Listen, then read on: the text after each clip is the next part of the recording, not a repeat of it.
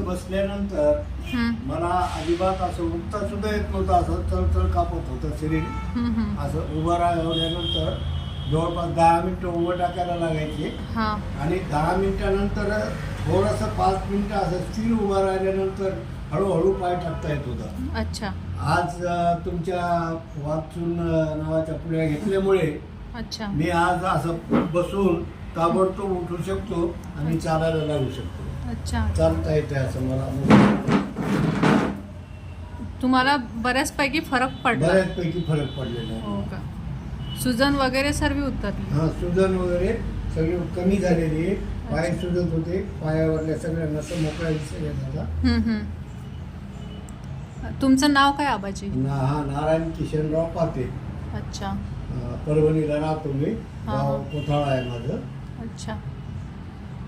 हे औषध घेऊन तुम्हाला कसं वाटते आता? चांगलं वाटायला. म्हणजे त्याने भूकही लागायली, पोटही साफ व्हायले आणि सगळेच प्रकार कमी झाले दुखण्याचे. अच्छा. जे वात होता असे हात वाकत नव्हते, ते हात सुद्धा असे मोकळे वाकायले. अच्छा. बरं, ठीक आहे.